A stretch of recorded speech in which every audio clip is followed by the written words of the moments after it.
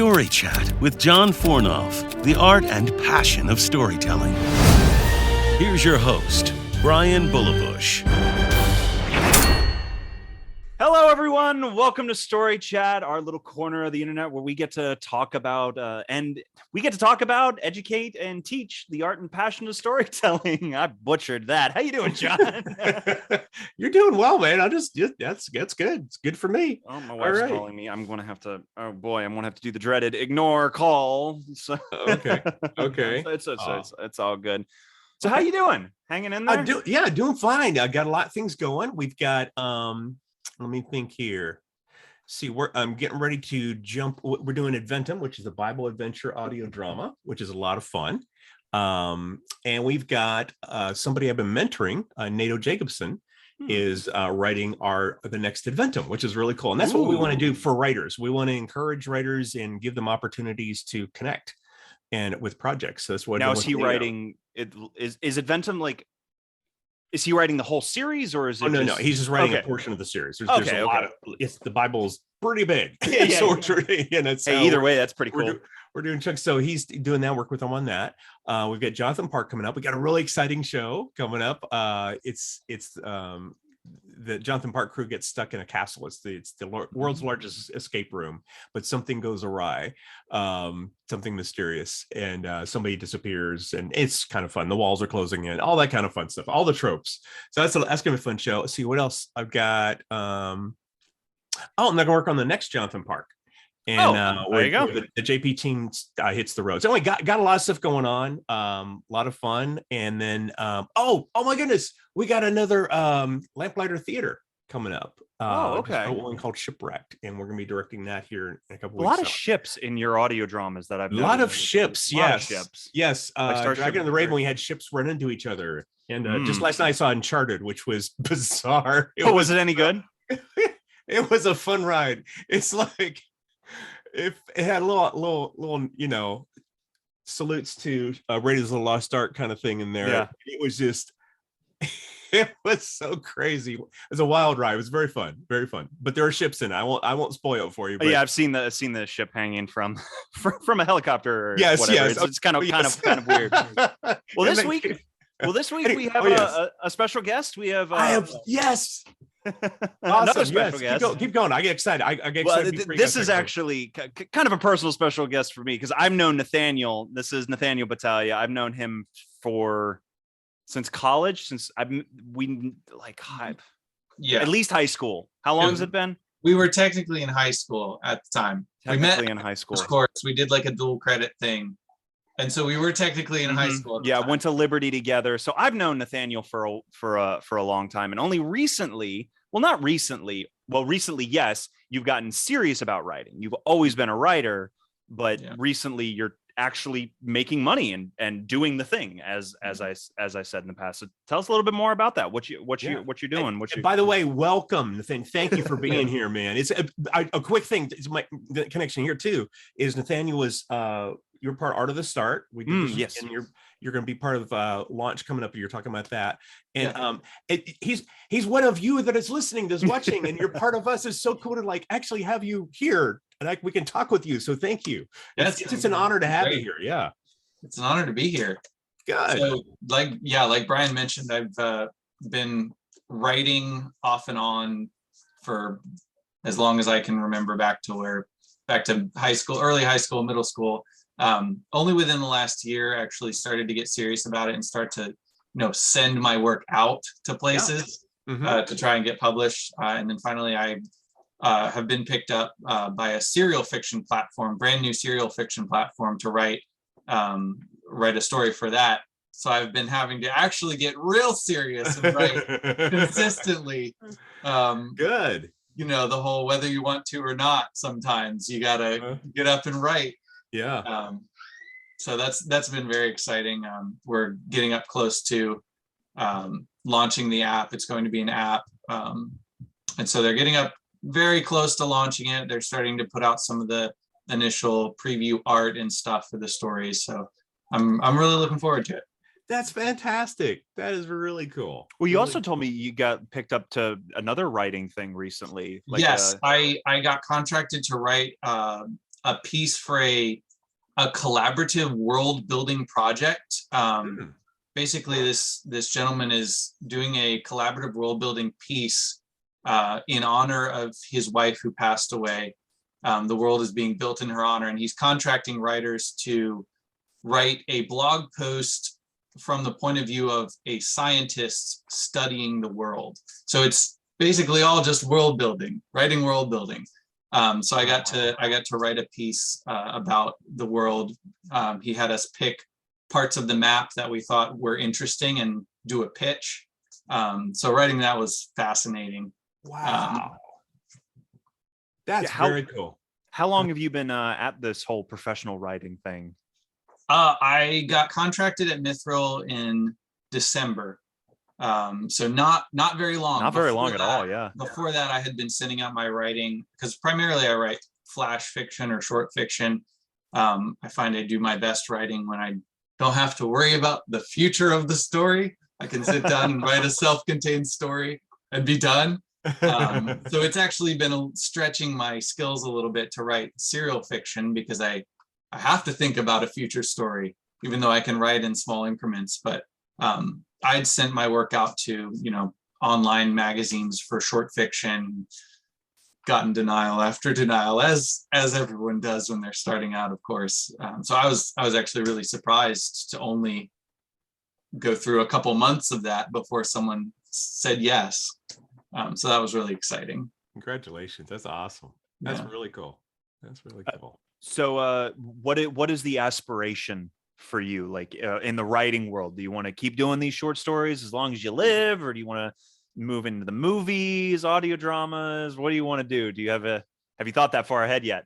I hadn't really thought further than just I want to keep writing. I just want to keep writing stories. I hadn't thought further than my contract at Mithril, because writing this story has, like I said, stretched my consistency of writing, because it requires a consistent output of episodes week to week. So I hadn't haven't really had time to think about much farther. You've been a little busy. Yeah, definitely interested in maybe pursuing other aspects, but I have a day job now and a family and kids and stuff, so I don't have it too awful long to sit around and dream. What do you enjoy about it? What do you enjoy about the writing process? What's the? I really like world building. I like I said before, I love building the world. For a long time before getting serious with writing, I was a game master for role-playing games. That was one of my biggest forays into storytelling and world building, was building a world to play Pathfinder, which is kind of like Dungeons and Dragons with some friends. And I started with just a little village, and then I had to build some other races, and then I had to build some other cultures, and then some history, and then it was all as it had just kind of built up as it went. And that's been one of my favorite parts about the piece that I'm writing now, is discovering the new parts of the world as I go, asking those what if questions, or seeing that I write something and thinking, oh, well, how does that change the culture? Oh, well, that suggests that they have a religion. Oh, well, now I got to think about the religion. What's Taking the religion that all like? to the logical extremes. Yeah, that kind of thing. Oh, that's good. That's really good. That's really good. Oh, real quick, what would you say to writers out there if they want to get their work out there, that kind of thing? What would you advise for them to do, as far as just getting out there and connecting? Oh, well, I mean, just keep putting it out there. No matter how many times someone says no to a work, give it to someone else. If you believe that it's good enough to put out, then keep giving it to different people. Now, my experience was with flash fiction, so I had a lot of different pieces that I could put out. It's different if you have written a novel and like that's your thing. You have this novel, and then you have to deal with, like, do I publish it myself or do I keep shopping it around and stuff? But Yeah, that's the key. Just keep writing, keep putting it out there. I actually listened to another podcast, a writing podcast, and she keeps track of her listeners' denials, rejection letters. Oh, really? Because wow. she says that shows you're a working writer. Getting rejections means you're working. If you're putting your work out there. Yes, exactly. I talked to Phil Lawler, who he co-created Adventures in Odyssey with Steve Harris, and he sent some writing samples out to different people, and one of them wrote back and said, "You need to break your pencils." Break it. Yes, like Stop writing. Like, Period. stop writing? Yes. Wow. Yeah. Phil, one of the best writers out there, and Wow. can you believe that the gall of somebody doing that? It's like, Yeah. So we will never tell you to break your pencils here. Yeah. Wow. And if anyone tells you to do so, just don't submit to them anymore. Yeah, exactly right. Yeah, just stay away from people like that. Yeah, it's just ridiculous. Wow. Go ahead, Brian. You had something? I was actually going to ask you a question. Okay, It's go ahead. kind of going off of this world building thing. Yeah. Maybe just to both of you here. Maybe strictly around Adventures in Odyssey, because I know Phil Lawler did a lot of the basis for writing Odyssey, like the pages and pages and pages and like small books. He explained all that at SonicCon. But when I have a universe that needs to be built, either fantasy or real or sci-fi or you name it, what are some of the bigger things that you need to pay attention to? Is it kind of a loosey-goosey, just go at it as you feel? Or for you, when you're writing stuff like, how about this? Like the Wonderful Wish You Was. Oh, okay, great. Oh, fun. Thank you. Like you have to world build that. Yes, it's based on something, but how did you world build that? That's a great question. And I want to get your input too on this, then just kind of see how it's worked for you and kind of compare notes. I want to learn from your experience as well. So let's see here. For the Great Wish You Was, I've never been asked that. That's a great question. So as we built the world, every world has rules. And this is how this world operates, that kind of thing. And so with that world, I remember I had a part in the original one where Dottie prays or does something like that. And Paul McCusker, my mentor, he was the first one, by the way, because I kept pitching this idea, talking about pitching ideas. I kept pitching this idea. Well, I want to do the first Odyssey musical and it's going to spoof a Wizard of Oz, and producers would go, okay, yeah, that's good job. let's go ahead and write an actual episode. It's like, no, So Paul saw it and he says, I think you got something there. And he was the first one that believed in me on the show. So I remember writing that Dottie, who is Dorothy, the spoof of Dorothy, she prays, and Paul says, you can't do that. It's like, can you imagine that? Wait, I can't pray in Odyssey? It's like, no, because you've got a metaphor. Everything is a metaphor here. You've got, so you need to create a metaphor for prayer. And it's like, and so what happens is she gets this, you already set up, you don't pull it out anywhere, but she's got a whistle. And the whistle is when she blows the whistle, then this person appears. So that's her. That's the metaphor for prayer. Yeah. And so I thought that was just, and Paul, here's what a great mentor will do. He would say, I wouldn't, if I was going to do it, I'd probably do it this way. But if you really want to do it that way, you got to fix this, that kind of thing. Yeah. So as we built the world, world's got you've got your hero, you've got your protagonist, you got your antagonist, kind of build all those, build the world, build a history behind each character kind of thing.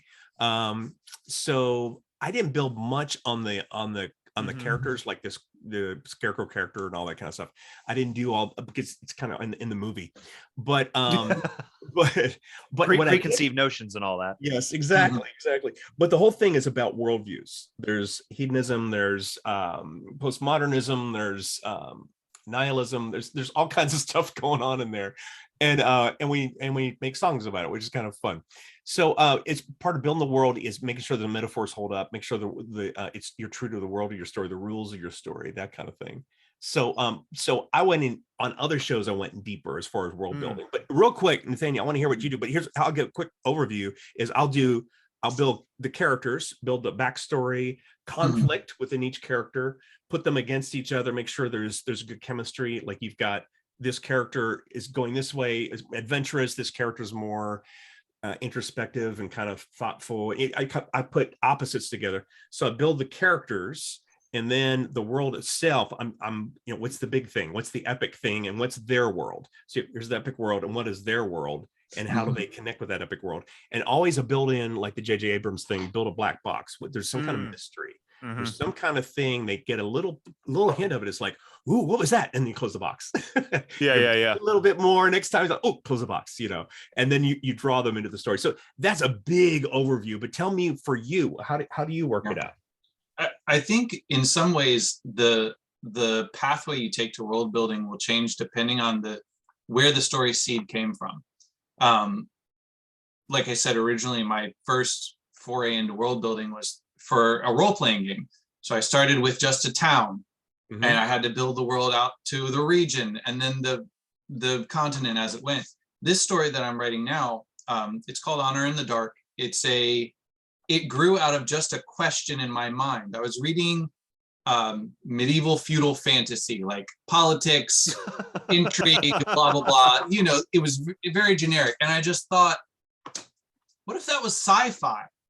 Whoa. And that's where the world came from. So it really depends on where you're starting from, because most of my world building and designing for my current project has been through the lens of meshing sword and sorcery as a genre with spaceships, science fiction. And so each step of world building that I make is, okay, well, swords, why not guns? And then I have to think about, okay, well, why don't they use guns in this setting? Why only swords? They have spaceships, why don't they have guns? So each step of designing the world is based on kind of like learning math. When you learn 2 + 2, then you can learn 3 + 3, and you build each step of knowledge on another. And in some ways, that's how world building for writing is. You can't start with, all right, this is my kingdom of world, and I have all of these things. You have to start with some questions small at some point, and the story will build off of those small building blocks. So that's actually a great question for both of you. Which should come first, your world or your story? I think they're one and the same, aren't they? What'd you say, Nathaniel? Yes. Yeah. Yes. I think that it can come from either. Depends on where your idea for the story comes from. Like I said, my idea for that story was the world. It was, what if sword and magic, but spaceships? And that was the idea for the story. And now another idea for a story might come from a character. Like you might see a character in your head and be like, oh, that's a cool character. What's their story? And build the world from there. So I think it really, the basis for the story can come from multiple different ideas. I love the title, by the way, Honor in the Dark. It's an intriguing title right there. It's like, let me unpack that one. I'd like to hear what that's about. Yeah. Thank you. That's cool. Very fun. Very, very fun. Now, when you were a kid, did you do role playing as a kid? Did you make up worlds and stuff like that, or just how did you get it? I did a lot of like imaginary games, just playing pretend. And then at some point, I learned I could add rules and dice to that, and that's where it all took off. Because as you probably guessed, I'm a little bit of a nerd. So that was cool. But yeah, I was always, running around outside with a stick, slaying dragons as a kid, that kind of thing. Oh man, that's awesome. So yeah, it was definitely grew in me as a young kid too. What were some of your bigger inspirations growing up, story wise? Lord of the Rings for sure. Yeah. That was the first biggest thing, and partly too through that I actually had the opportunity to take a high school literature course that was titled Literary Lessons from the Lord of the Rings. We spent the whole year reading watching Lord of the Rings and reading and watching the things that inspired Lord of the Rings, such as Wow. Beowulf, the original myths. We got to study Tolkien's life and all of the things that influenced him, the war, and how that influenced his depictions of, you know, Saruman's industry and how it destroys the trees. And so we got to study how the author's real life affects their work in real ways. I think that was probably one of the biggest points of influence and development, was specifically that class, really. What a great class. I'm getting excited. Take this class. Oh yeah, it was great. I still have the textbook over there on the bookshelf. I kept that's the only textbook I kept. What's it called? Do you have it? Yeah, I have it. Would you mind? Yeah. It's like, this is fascinating. Yeah. So oh yeah, the textbook is actually called Literary Lessons from the Lord of the Rings. Hey, there you go. So the curriculum followed the different chapters, and then at the end of each chapter, there would be questions about it. There were excerpts from Beowulf that we read and related them to the story. You know, there's your standard reading comprehension questions, like what did Frodo do in this chapter? I hate those kind of questions, but anyway, yes. Was that a Miss Gross class? Trumbo, Linda Trumbo. Oh, okay. Yeah. All right. Just a real quick story on Miss Trumbo. I took her in a different class, but she is one of those teachers. They used to call her one of her nicknames was the Dragon Lady. Because she didn't take any crap, but holy cow, was she a powerful teacher and influencer. She and her husband actually taught at the school that I was at, Mr. Trumbo, and he is the biggest influence on my life personally as basically as an individual. He was just excellent. So that's the power of good teachers too. I mean, that literally really changes your life.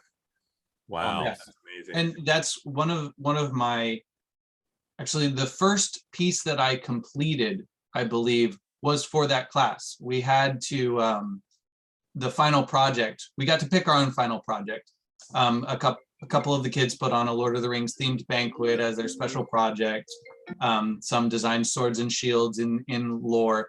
I, as my special project, I chose to recreate the Book of Mazarbul from the Mines of Moria. So I wrote a short story. The book Gandalf pulls out. Yeah, the book Gandalf pulls out of the drums in the deep, that scene. Yes. So that was my project, was I wrote a short piece on recreating what that book could have entailed. So it was basically just a journal written in universe of all of the pages of the book before that last page that is read on screen or on the page. And that was the first piece that I sat down and had to complete for a grade, like to be. You got submitted. paid for it, so technically you were a professional writer. Yeah, I got a grade. You get paid by the grade. Yeah. Getting paid by a grade. I guess so. Yeah. Okay, well then I've been a professional author for 10 years. There you go. Yes. I don't know why this keeps coming to me. It's like, it's so the opposite of your I mean, just your experience is just spectacular. It's like I would just eat that up, just class like that. Yes, it's amazing. I remember I did a very quick little story. I remember creating worlds when I was a kid, and I'd create all. But I remember one time, my sister kept calling me dumbhead, and I was just third grade, and that was just. That's a zinger. That's a zinger. At that point. It just like, and what am I going to do? She kept calling me dumbhead. I said, please, and she is a sweet sister and we get along, but sounds like it. Yeah. But anyway, she was riding her tricycle around kind of thing. And then she went in and go to the bathroom or whatever. And I got this idea. So I hid her tricycle, and she comes back and goes, where's my tricycle? So you're not going to believe this. She goes, what? I said, you're not going to believe it. I don't know if I can even tell you. She goes, tell me what happened. It was the blue fairy. What? This blue fairy came up, and she said she was upset that you were calling me dumbhead. And she said she had to take your tricycle. And she said, if you stop calling me dumbhead, she might be able to get it back. I'll talk with her. I think I can get her to get the tricycle back, but you got to promise me. She goes, I'll never, ever say that again. So I'll see what I can do. I got to negotiate with this. Oh man. Wow. So I said, go back inside because I don't think she wants to, So anyway, she came back out and the tricycle was there, and I said, the blue fairy said she's really proud of you. So she's, oh, great. And everything was wonderful until she told my parents the story. Nah. John, you're manipulative. Oh man. Yeah, story. Yes, using story to her advantage. So anyway, that was a well-planned heist right there. Yeah. She stopped calling me dumbhead for 5 minutes anyway. Yeah. Wow. Anyway, it's fun just creating these worlds. It's as kids, and then we grow up, we still got kid in us. There's something in us. No matter what age we are, Tolkien telling stories, C.S. Lewis telling stories. These are the things that stick with us. And man, wow. Some of my favorite stories are I am of the opinion is nobody's too old for Winnie the Pooh. Yeah. Specifically the A.A. Milne old stories, just great stuff. The original things. As a matter of fact, I saw a bunch of them in Goodwill the other day that I picked up, and it's wonderful to be in those stories. Are they particularly good stories? They're good. They catch childlike whimsy. It's just nice to be in a world. In that world, like I don't know how else to describe it. It's just pleasant to be there in that world. Yeah, and he created. There's all kinds of rules for that world. How do you get in and how do you get out? Does Christopher Wren grow up? What about And then they did the movie with him, which was fascinating, going back into his world. That was I did really enjoy that movie. And that was very fun. And woozles and all that fun stuff. Yeah, Ewan McGregor. Do you have any questions for us? I mean, we're kind of asking questions back and forth. Do you have any questions for us before we run out of time? Yeah. I don't. I emailed my questions in when I had them. Oh, okay. Did I answer those? Yeah, he did pretty early on, actually. Okay, good. The episode about gardener versus architect and how you plan a story. That was my question. That was the question I had sent in. Thoroughly enjoyed that episode, by the way. It was great. Cool. I always love to hear about how people plan their stories and the thought processes behind that, and how it's really different for different people. It was fascinating to hear about how the world building process can develop differently based on your start point, where the kernel of the story that you get changes the way you kind of have to design, and the direction your story takes changes the things that you really have to think about as part of the world. It's interesting how you said early on when you do role playing, you started with the little family, the little village, and then you expand it out. That's a good way to think. You can think this. You're thinking little, but you're also thinking big. And so, what's happening big story? What's happening little story? And how those connections? And you don't see the connection necessarily in a story, and all of a sudden it breaches that little world where the big world it breaches that little world. And it's amazing things happen. So something I meant to talk about this real quick is before we go, is one of the coolest experiences for me was the writer's room we have with Adventures in Odyssey. And ever since I've been wanting to recreate that, and we're doing it with the whole Circle Creative Academy, something called the Writer's Room Experience. And so imagine this is what we want to do. Imagine this is cool. And I'm thinking, we can have Nathaniel join us. That'd be kind of cool. But imagine this, we're a group of writers, and you start with at least two, but three would be great. 3 would be good. And I mean, you can have a writer's room with just one person. But this is true. That's right. You do that every day. Right now. Yeah. Yes, I hear you. Yes, you can have a writer's room with just one person, but it's more fun with 2 or 3 or 4. Yes. And I'd say probably it gets little unwieldy around 7, 8, but just keep it to constant. Anyway, I always wanted to create that. So that's what we're doing with this whole launch stage 2, all the training we're doing. But the writer's room experience is really cool, where we have a group of writers to help you develop your story and help you develop your world. And so I've done this before. I've helped people build their world, and it's what a joy that is. And just as you I've got an NDA kind of thing working on, but we took a week off here in LA, and this guy came in from New England. Greg Tall was his name. Great guy. And Grace Gidman was on there. And anyway, we brainstormed this amazing project that he had in his mind. So here's the creator of it. and he just wanted to like, what do I do with this world? How to make it story? So we mapped out the big story arc for where we're going with the series, you know, the whole thing, what's going to happen, like when it closes down years from now.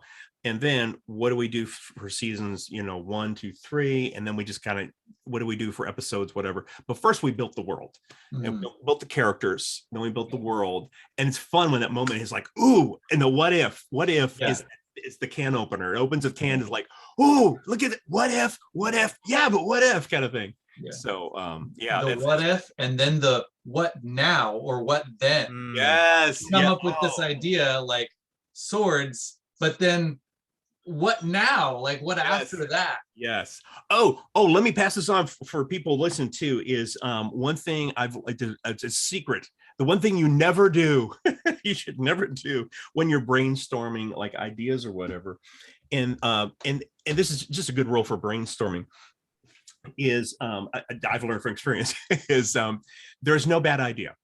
Yeah. And yes, there are bad ideas, but you pretend like there's no bad ideas when you brainstorm.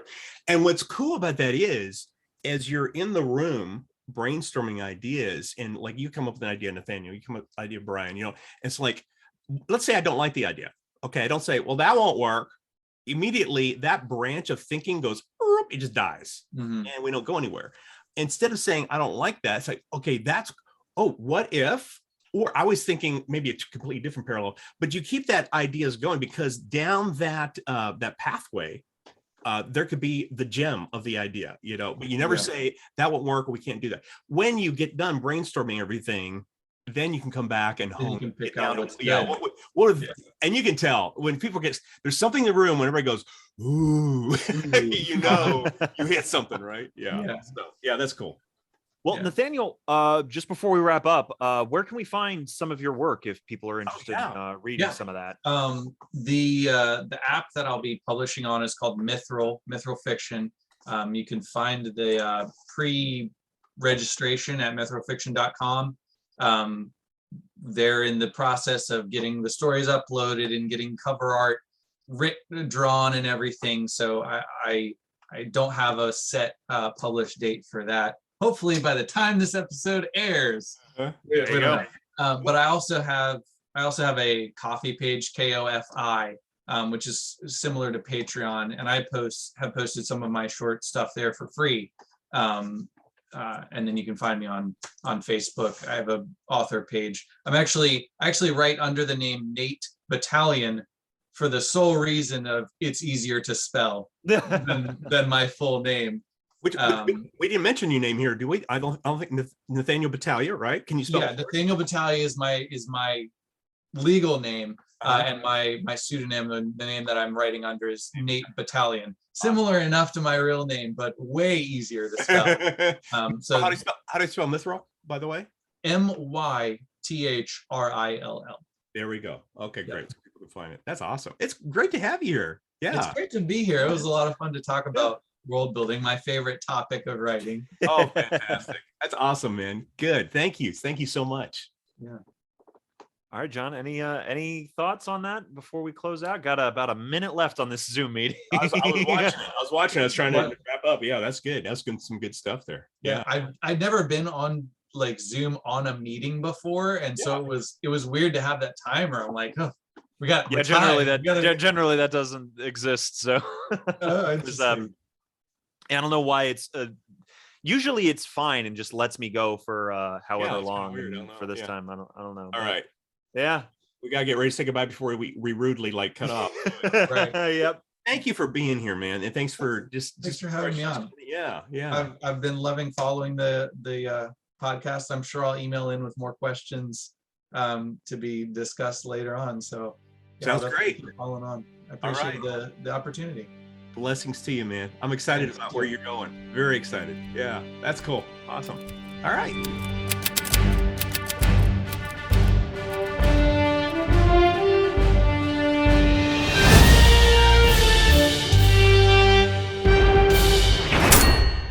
Thank you for joining us for this episode of Story Chat. If you want to hear more, don't forget to subscribe to the podcast. If you have any questions for John or feedback on the show, please email us at storychatwithjohn@gmail.com. Thanks for listening. We'll see you next time.